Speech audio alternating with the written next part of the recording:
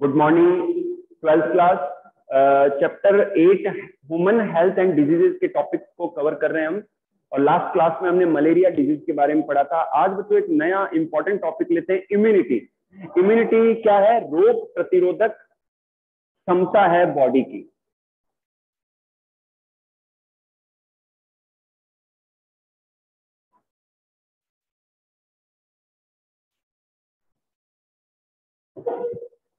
बच्चों जनरली हमारे आसपास जो सराउंडिंग एरिया है वहां पर सभी प्रकार के माइक्रो ऑर्गेनिज्म होते हैं, बैक्टीरिया हैं, वायरसेस हैं, प्रोटोजोन्स हैं। ठीक है, ये सब पाए जाते हैं, लेकिन फिर भी हम जल्दी से बीमार नहीं पड़ते हैं, बहुत जल्दी बीमार नहीं पड़ते हैं। इसका मेन रीजन ये है कि हमारे बॉडी की इम्यूनिटी, हमारे बॉडी की रोग प्रतिरोधक क्षमता, ठीक है ना, इसके लिए रेस्पॉन्सिबल है हमारे बॉडी का इम्यून सिस्टम। वो इम्यून सिस्टम जो हमारी बॉडी में एंटीबॉडीज को बनाता है। ओके, तो what is immunity? Immunity is the response of body, immunity is the response of body against a pathogen, against a foreign antigen, foreign antigen और agent. Sorry, दोबारा repeat करता हूं। Immunity is the response of body against a pathogen और a foreign agent और antigen. Okay, तो इस response को हम क्या कहते हैं? इम्यूनिटी कहते हैं। बच्चों जनरली जो इम्यूनिटी है ये टू टाइप्स की है। Immunity is of two types. First, innate immunity, innate immunity,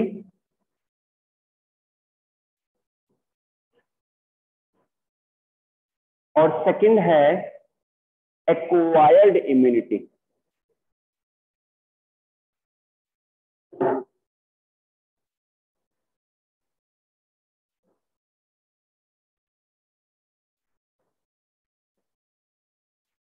ध्यान से देखिए बच्चों, immunity is of two types, innate immunity and acquired immunity.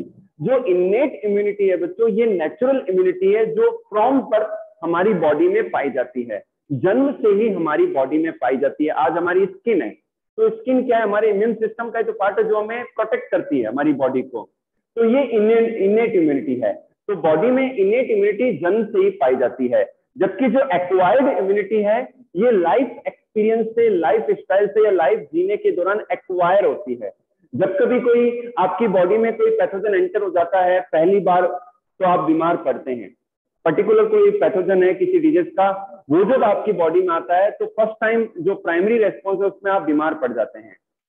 लेकिन उससे जो मेमोरी क्रिएट होती है बॉडी के अंदर और जो एंटीबॉडीज बन जाती हैं, वो नेक्स्ट टाइम जब अगेन इंफेक्शन होता है तो उस समय आप प्रिवेंटेड रहते हैं, प्रोटेक्टेड रहते हैं। ओके बच्चों, तो एक्वायर इम्यूनिटी जीवन जीने के दौरान अर्जित की जाती है, अर्जित हो जाती है। ओके, अब फर्स्ट लेते हैं इनेट इम्यूनिटी के अलग अलग जो बैरियर्स हैं।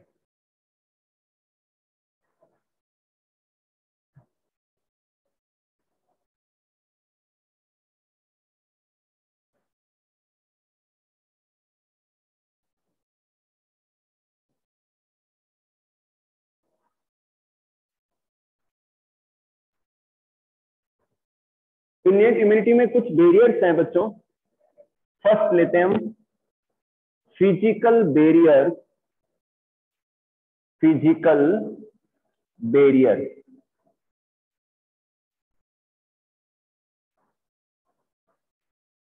सेकंड हम लेते हैं फिजियोलॉजिकल,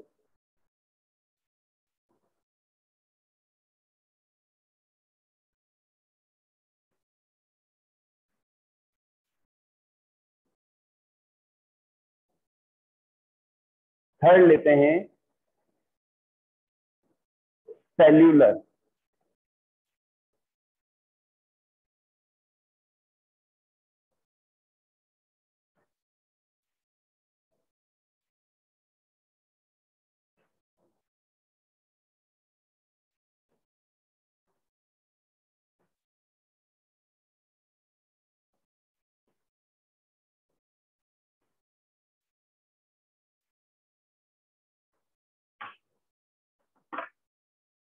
ध्यान से देखिए बच्चों, इन्नेट इम्यूनिटी को बनाने के लिए हमारी बॉडी में कुछ बैरियर्स पाए जाते हैं जो इन्नेट इम्यूनिटी हमें प्रोवाइड करवाते हैं। फर्स्ट है फिजिकल बैरियर। फिजिकल बैरियर जो आपकी बॉडी में पैथोजन को या फॉरेन एंटीजन को आने ही नहीं देता है, उसे हम फिजिकल बैरियर कहते हैं। फॉर एग्जांपल स्किन, आपकी बॉडी में जो स्किन है वो सबसे बड़ा ऑर्गन है आपकी बॉडी का, वो आपकी पूरी बॉडी को कवर किए हुए है, ठीक है ना। और इसी वजह से कोई भी बैक्टीरिया, कोई भी पैथोजन डायरेक्टली आपकी बॉडी में एंटर नहीं हो पाता, तो इसे हम कहते हैं फिजिकल बैरियर। सेकंड लेते हैं फिजियोलॉजिकल बैरियर। फिजियोलॉजिकल बैरियर क्या है? जैसे कि आपकी सलाइवा, आपकी सलाइवा में कुछ ऐसे एंजाइम है जो जर्म्स को किल कर देते हैं।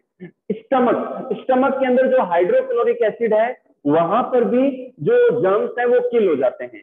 टीयर्स, आंसू, आंसू नेचुरल क्लीनर है।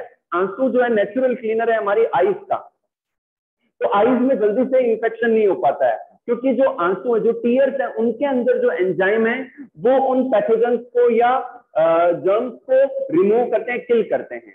तो इन्हें हम कहते हैं फिजियोलॉजिकल बैरियर। नेक्स्ट लेते हैं cellular barrier. What is cellular barrier? बच्चों आपकी बॉडी के अंदर, जैसे कि आपने WBC के बारे में पढ़ा होगा, 11th में आपने पढ़ा था, मैंने समझाया था आपको। तो WBC हमें इम्यूनिटी देती है, ओके। जो लिम्फोसाइट सेल्स हैं वो हमें इम्यूनिटी देती है, ओके बच्चों। इसके अलावा जो मैक्रोफेजेज जो सेल्स होती हैं वो फेगोसाइट करती हैं, मतलब जर्म्स को, किल को अंदर एनगल्फ करके उसको डाइजेस्ट कर देती हैं। तो ये किसमें आते हैं बच्चों? सेलुलर बैरियर्स के अंदर आते हैं। किसमें आते हैं? ये सेलुलर बैरियर्स के अंदर आते हैं। नेक्स्ट लेते हैं साइटोकाइन बैरियर। साइटोकाइन बैरियर क्या है? इसमें कोई पर्टिकुलर जो इंफेक्टेड सेल है वो कुछ ऐसे केमिकल या प्रोटीन रिलीज करती है जिससे दूसरी सेल्स इंफेक्शन से बची रहती हैं, जैसे कि वायरस इंफेक्टेड सेल्स। बच्चों वायरस इंफेक्टेड जो सेल्स हैं, जब वो इंफेक्ट हो जाती हैं तो वो एक प्रोटीन रिलीज करती हैं जिसे हम कहते हैं इंटरफेरोन।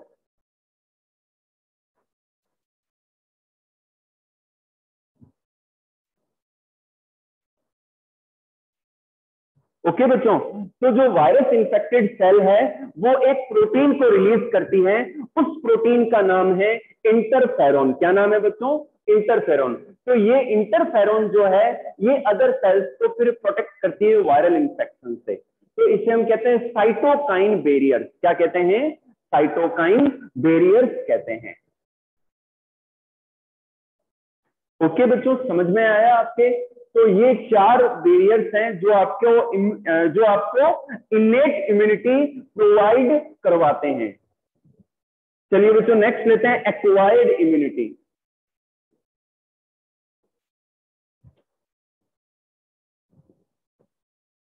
जब तक बच्चों मैं आपको अगले नोट सेंड करता हूं तो आप टॉपिक्स को NCERT बुक से भी जरूर रीड करें, इससे आपका नीट का पार्ट भी कवर हो जाएगा और जो टॉपिक हम सेम डे पढ़ा रहे हैं उसका रिवीजन भी हो जाएगा, और जैसे ही मैं नोट सेंड करूं तो उसी टॉपिक को आप नोट से भी पढ़ें तो जो एक्स्ट्रा कंटेंट है वो भी आपका कवर होगा, ठीक है। तो सेकंड लेते हैं हम एक्वायर्ड इम्यूनिटी। अब एक्वायर्ड इम्यूनिटी जो है वो आपके लाइफ एक्सपीरियंस से एक्वायर होती है। सपोज करो आपकी बॉडी में फर्स्ट टाइम लाइफ में पहली बार चिकन पॉक्स का वायरस आपके बॉडी में एंटर हो गया, तो उस समय जो फर्स्ट रेस्पॉन्स है आपकी बॉडी का उसे हम प्राइमरी रेस्पॉन्स कहते हैं। क्या कहते हैं? प्राइमरी रेस्पॉन्स कहते हैं। और उस समय आपकी बॉडी में चिकन पॉक्स के वायरस के अगेंस्ट एंटीबॉडीज नहीं है, ठीक है। लेकिन उस इन्फेक्शन के दौरान, उस इंक्यूबेशन पीरियड के दौरान जो है आपके बॉडी में मेमोरी रह गई इस डिजीज की और उसके अगेंस्ट एंटीबॉडीज बन गई और आप ठीक हो गए। अब जो एंटीबॉडीज बन गई लाइफ लॉन्ग रहेंगी, और नेक्स्ट टाइम अगर दोबारा से चिकन पॉक्स का वायरस एंटर होता है तो फिर आप इम्यून हैं, क्योंकि ऑलरेडी आपके अंदर एंटीबॉडीज है, तो वो पैथोजन वापस से इंफेक्शन कॉज नहीं कर पाएगा। अब इसके लिए रेस्पॉन्सिबल कौन है? ध्यान से सुनिए बच्चों। टी लिम्फोसाइट्स, T lymphocytes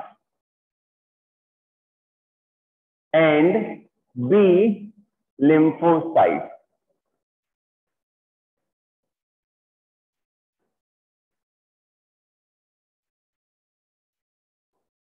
बच्चों टी लिम्फोसाइट्स को मेमोरी सेल्स कहते हैं एंड बी लिम्फोसाइट्स जो हैं वो एंटीबॉडीज को प्रोड्यूस करती हैं।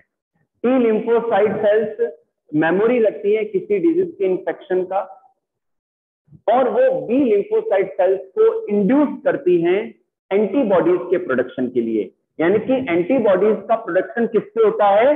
बी लिम्फोसाइट से होता है।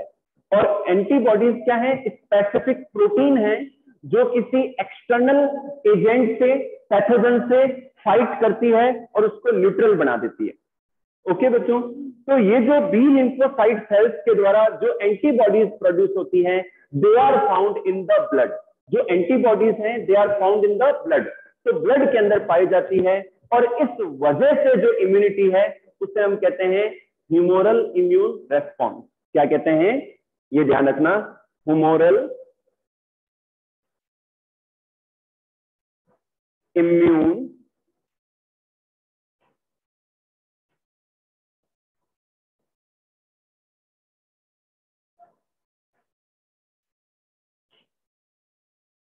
Humoral immune response.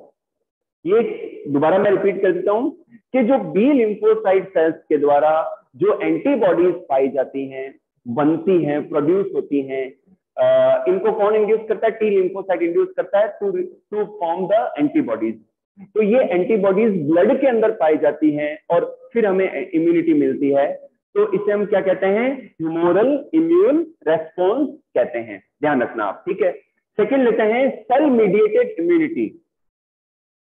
Cell mediated immunity, CMI, cell mediated immunity.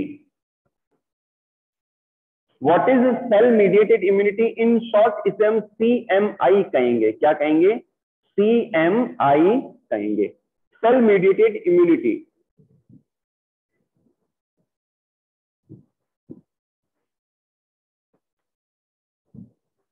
हाँ बच्चों, सेल मीडिएटेड इम्यूनिटी क्या है? आपने सुना होगा कि कई बार हार्ट फेल हो जाता है, किडनी फेलियर हो जाता है, लंग्स फेलियर हो जाता है।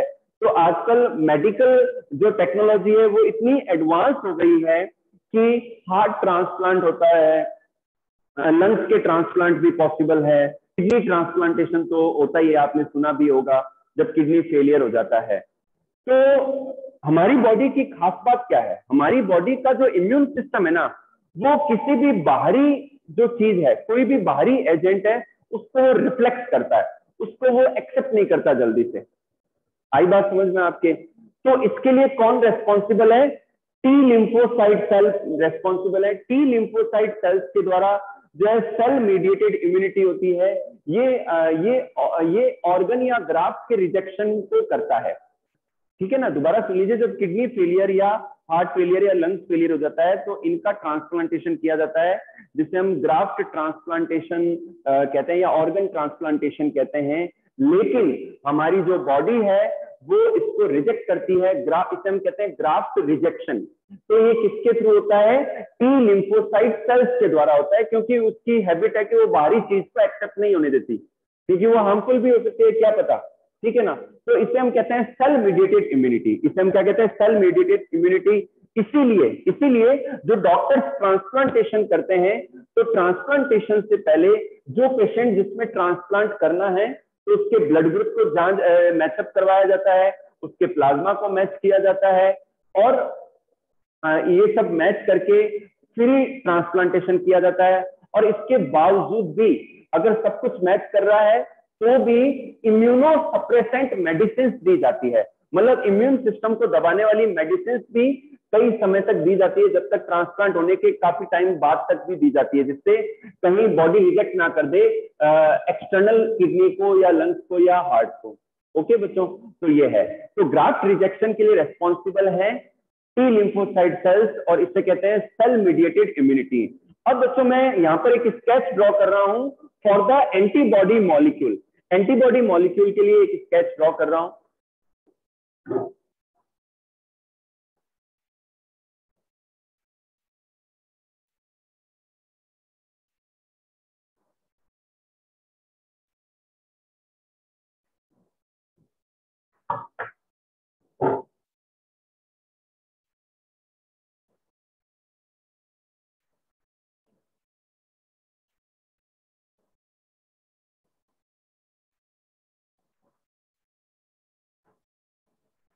तो ये जो बच्चों अभी मैंने जो कॉन्सेप्ट समझाया आपको एक्वायर्ड इम्यूनिटी के था, यानी कि फर्स्ट जो रेस्पॉन्स है उस दौरान जो है बॉडी में इन्फेक्शन हो जाता है और धीरे धीरे फिर एंटीबॉडी बनती है और फिर एक बार तो हम उस बीमारी से अफेक्ट हो ही जाते हैं, लेकिन धीरे धीरे ठीक हो जाते हैं जैसे जैसे एंटीबॉडी बनती है, लेकिन वो मेमोरी बनी रहती है और नेक्स्ट टाइम जब भी अगेन जो पैथोजन आता है बॉडी के अंदर तो ऑलरेडी जो फॉर्म जो एंटीबॉडीज है वो हमें प्रिवेंट रखती है, बचाती है, हमें डिजीज नहीं होने देती है। और इसी कॉन्सेप्ट को यूज किया जाता है वैक्सीनेशन में, वैक्सीन के प्रोडक्शन में इसको यूज किया जाता है।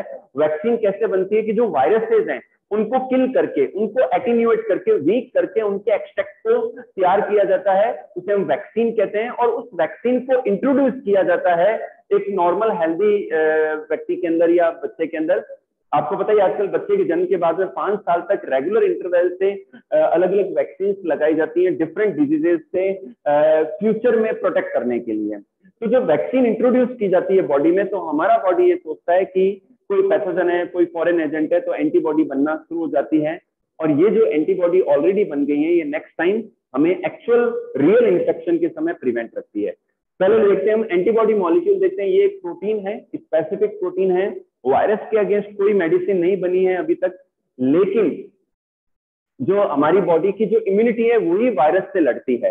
तो इम्यूनिटी में कौन आता है? हमारी एंटीबॉडीज आती हैं जो एक आर्मी का काम करती हैं और फॉरेन पैथोजन से या वायरस से फाइट करती हैं और उन्हें न्यूट्रल कर देती हैं। तो बच्चों एक एंटीबॉडी मॉलिक्यूल की स्ट्रक्चर को हम ड्रॉ कर लेते हैं।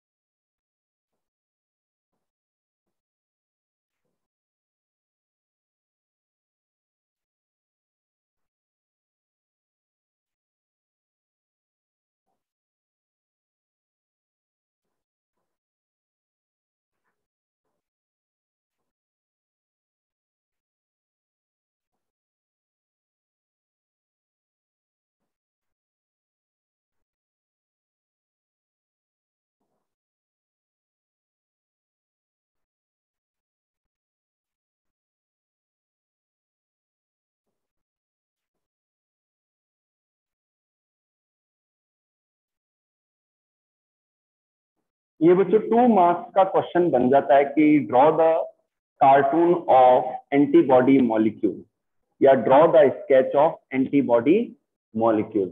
तो ये बच्चों एंटीबॉडी मॉलिक्यूल की स्ट्रक्चर है, बहुत ही सिंपल सी स्ट्रक्चर है। ये लाइट चेन है, ये क्या है? लाइट चेन है, छोटी जो चेन आपको नजर आ रही है। और ये जो बड़ी चेन है ये हैवी चेन है, हैवी चेन, ठीक है। और ये बच्चों डाइसल्फाइड बॉन्ड है, डाइसल्फाइड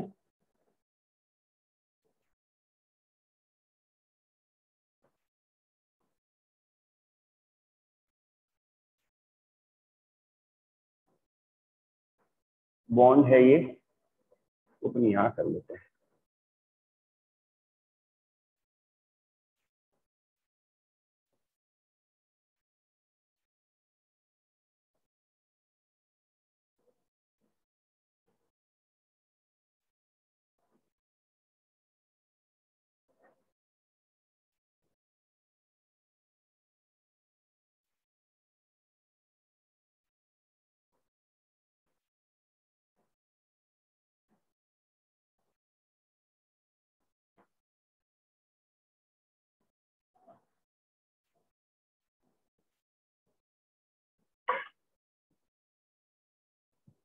बच्चों इस स्ट्रक्चर को देखिए, ये एक एंटीबॉडी मॉलिक्यूल की स्ट्रक्चर है जो कि it can be asked in board exam, and ये 2 मार्क्स की स्ट्रक्चर है ये।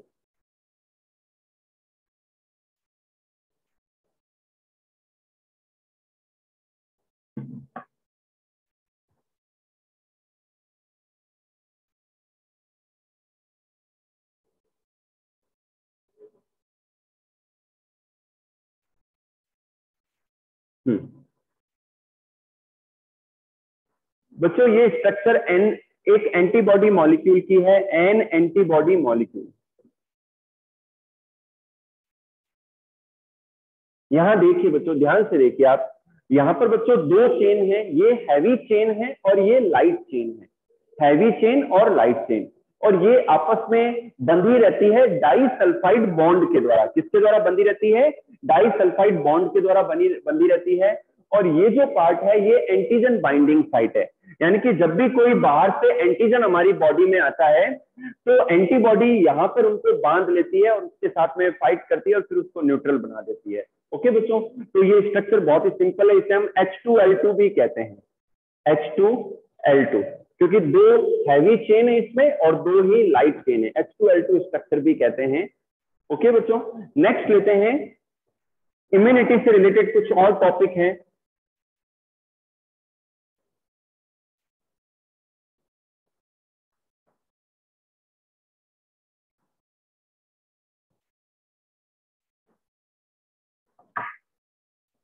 नेक्स्ट टॉपिक है बच्चों active immunity,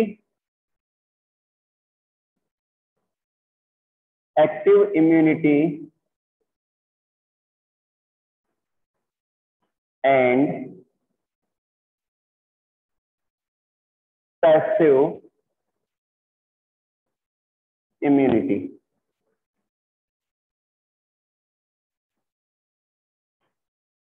active immunity and passive immunity.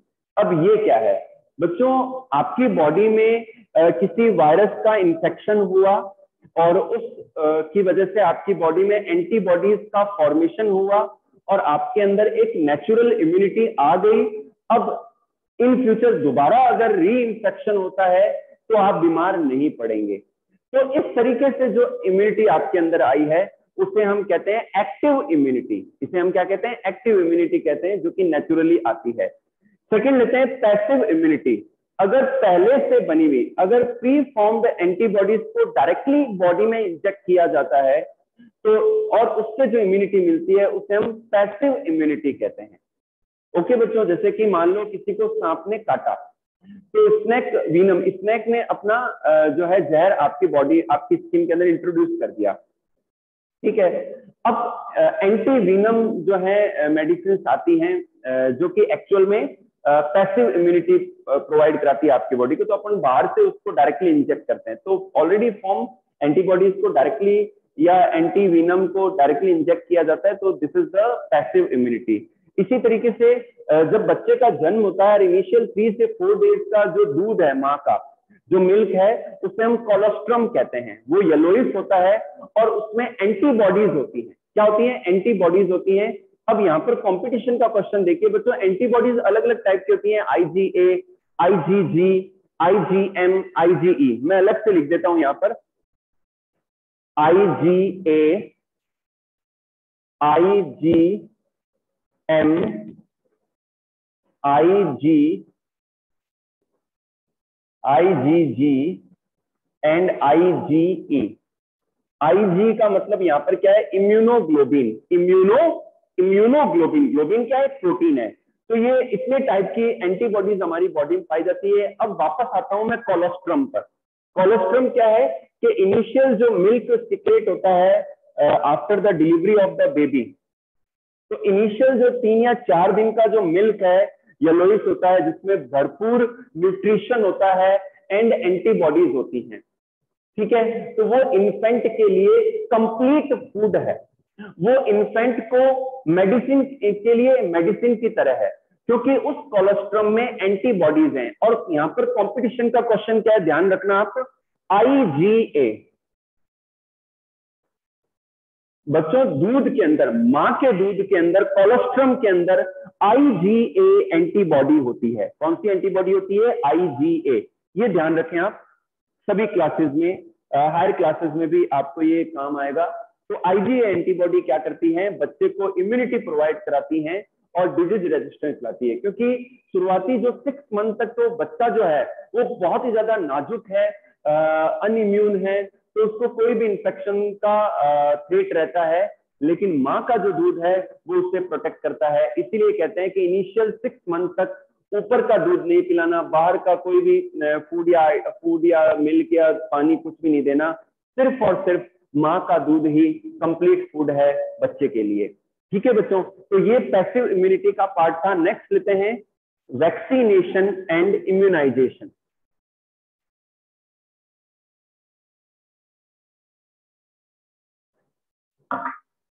Vaccination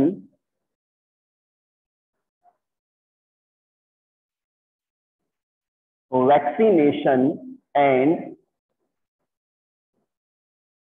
immunisation.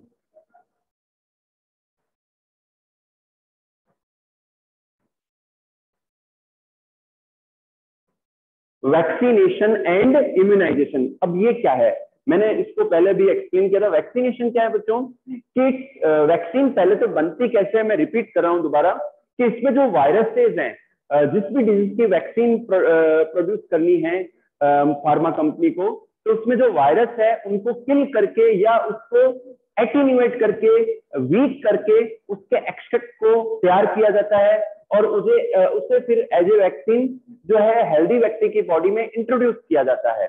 तो बॉडी का जो रेस्पॉन्स क्या आता है कि वो बॉडी ये सोचती है या समझती है, सॉरी सोचती तो नहीं होगी, समझती है कि बाहर से कोई पैथोजन बॉडी में आ गया है, तो वो उसके अगेंस्ट एंटीबॉडी बनाना स्टार्ट कर देती है।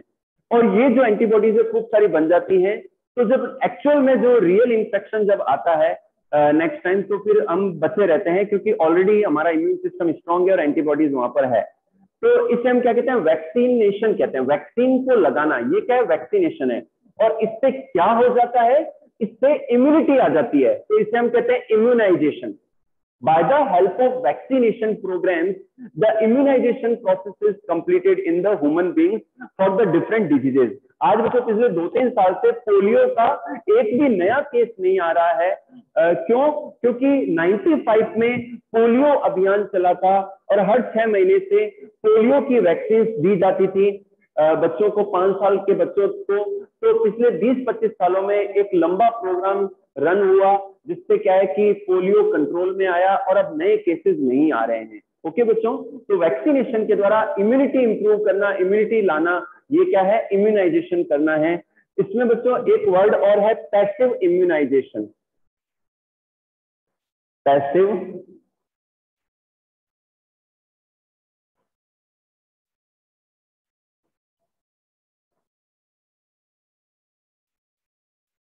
What is passive immunisation? Passive immunisation क्या है बच्चों?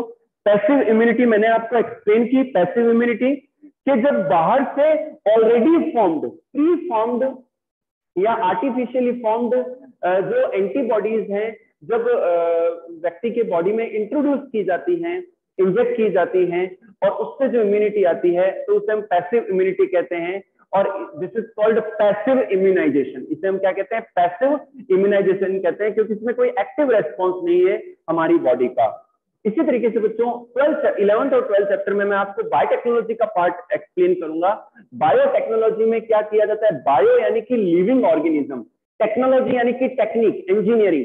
तो बायोटेक्नोलॉजी के द्वारा जो है माइक्रोब्स के अंदर, बैक्टीरिया के अंदर जो है डिजायर्ड जीन, मान लो कोई जीन है इंसुलिन को प्रोड्यूस करता है, मान लो कोई जीन है जो स्पेसिफिक एंटीबॉडी को प्रोड्यूस करवाता है, तो उस जीन को टेक्नोलॉजी के द्वारा हेल्प लेके बैक्टीरिया के अंदर इंट्रोड्यूस किया जाता है और फिर इंडस्ट्रियल स्केल पर बैक्टीरिया का मल्टीप्लाइकेशन करवाकर लार्ज स्केल पर हॉर्मोन्स का, एंजाइम्स का या एंटीबॉडीज का जो है प्रोडक्शन करवाया जाता है। तो इसे हम कहते हैं recombinant DNA technology. This is called recombinant DNA technology and industrial scale पर फार्मा कंपनीज के अंदर लार्ज स्केल पर जो है वैक्सीन का प्रोडक्शन करवाया जा रहा है या और आगे भी इसको करवाया जाएगा। ओके बच्चों, तो आज की क्लास में इतना ही करेंगे। इंटरेस्टिंग टॉपिक है, नेक्स्ट क्लास में आप जरूर आए और इसी तरीके से बने रहें और गूगल टेस्ट और सब्जेक्टिव एग्जाम जरूर आप पार्टिसिपेट करें और दें आप।